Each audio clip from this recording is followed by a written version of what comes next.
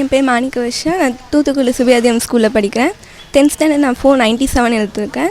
இதுக்கு என்னோட parents டீச்சர்ஸோடு encourage பண்ணாங்க. நான் இப்போ ரொம்ப சந்தோஷமாக இருக்கேன். அடுத்து நான் 11th பயோமேக்ஸ் இருக்கலான்னு இருக்கேன்.